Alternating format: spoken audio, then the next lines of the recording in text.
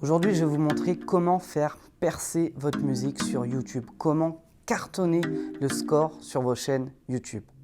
Bonjour à tous, bienvenue dans cette vidéo. Je m'appelle Tariq, je suis producteur, éditeur et artiste à succès, plusieurs fois certifié disque d'or et de platine. Et aujourd'hui, j'aide des artistes et des producteurs indépendants à vivre de leur musique. La première chose à savoir, c'est que YouTube a un fonctionnement qui est basé sur l'expérience utilisateur. Ça veut dire quoi? Ça veut dire que quoi que vous fassiez sur YouTube, la mission prioritaire de l'algorithme, c'est l'expérience utilisateur. On veut que les gens qui viennent sur YouTube se sentent bien, restent le plus longtemps possible et reviennent le plus souvent possible dans le temps. Du coup, l'algorithme est basé sur les centres d'intérêt des différents utilisateurs. Ça veut dire quoi? Ça veut dire que quand une personne va regarder par exemple 3 clips de rock à la suite, l'algorithme détecte que cet utilisateur-là aime bien les clips de rock. Et si en 4e vidéo, il lui suggère un clip de rap et qu'il voit qu'au bout de 10 secondes, il en sort, il note également qu'il n'aime pas spécialement les clips de rap. Et en fait, il affine ses datas dans le temps par rapport à ce que l'utilisateur va faire. C'est pour ça que quand vous allez passer par exemple 1 heure sur YouTube et que vous regardez, admettons, 3 vidéos de studio d'un beatmaker en train de bosser dans son studio, vous allez avoir plein de suggestions automatiques sur votre écran d'accueil et sur des lectures automatiques après la vidéo que vous regardez qui vont vous suggérer des vidéos de beatmakers ou d'artistes en studio, etc., etc. Donc ça, c'est assez simple à comprendre. Maintenant, ce que beaucoup ont beaucoup de mal à comprendre encore, c'est que l'algorithme n'est pas un être humain. L'algorithme, c'est un programme, c'est un robot, c'est une machine, c'est littéralement vraiment un programme informatique. Ce sont des lignes de code.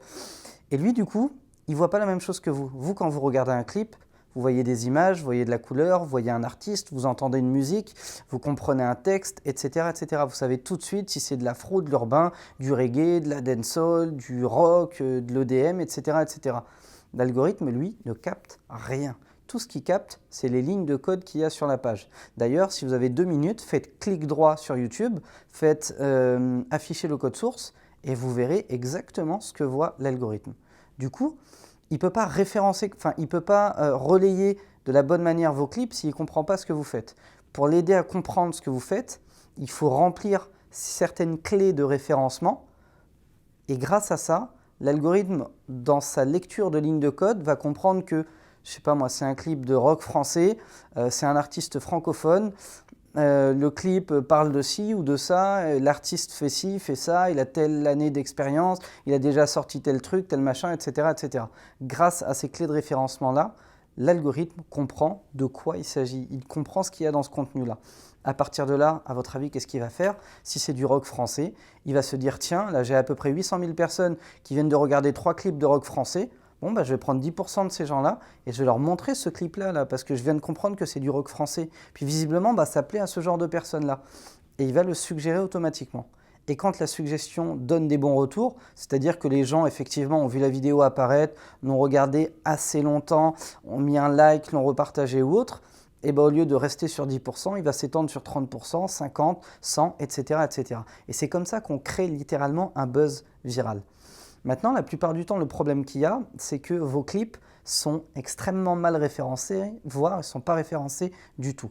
Si jamais vous souhaitez apprendre à référencer vos clips, je vous propose une formation gratuite, vous avez le lien dans la description, qui va vous montrer 7 clés essentielles pour bien référencer un clip. Si vous appliquez ces 7 clés, je peux vous assurer que déjà la lecture de l'algorithme par rapport à vos clips sera complètement différente. Et là, sans le faire, vous vous privez de vues complètement gratuites. En le faisant, les résultats que j'ai pu voir sur les membres de la formation, c'est qu'ils passaient de, admettons qu'ils aient une moyenne de 10 000 vues par clip en général, en référençant bien leurs clips, ils ont littéralement doublé. Donc là, vous êtes en train de vous priver de peut-être 10 000 vues complètement gratuites, faciles à obtenir, qui en plus vous aident à développer votre visibilité et à faire grossir votre fanbase. Et puis après, il y a 2 autres points importants. Le deuxième, c'est que en ayant un bon référencement, vous allez naturellement être beaucoup plus enclin à être programmé en tendance YouTube ou dans les playlists natives YouTube. Il faut savoir qu'aujourd'hui, quand vous avez un clip qui prend et qui prend bien dès le départ, il peut très facilement être classé en tendance YouTube. Ce n'est pas vrai que c'est une question de nombre d'abonnés ou de nombre de vues.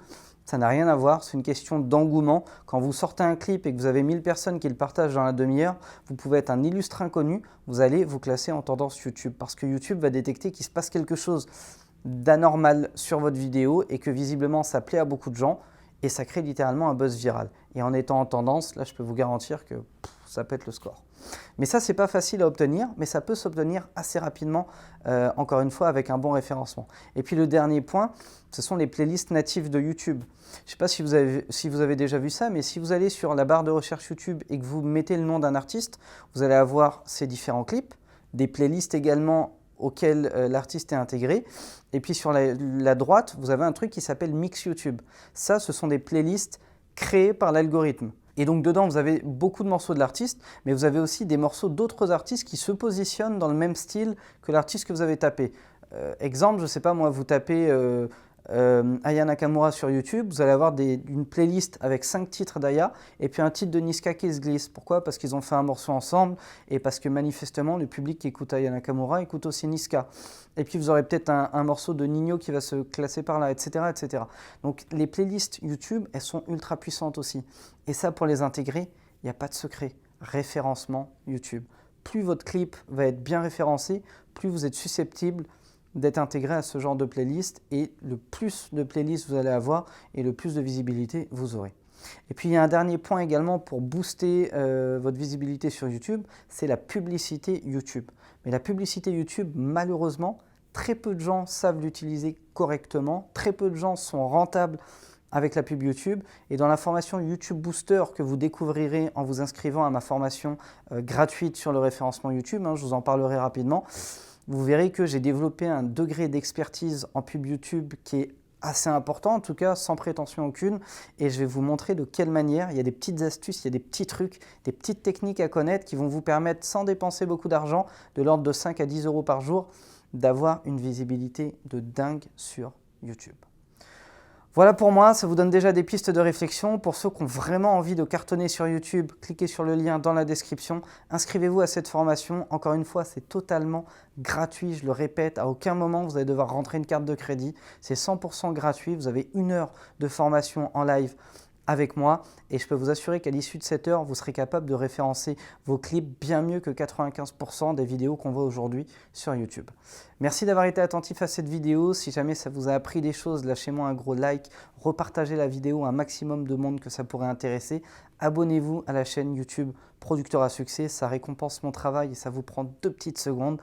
Déchirez tout, cartonnez sur YouTube et je vous souhaite une bonne journée et je vous dis ciao ciao.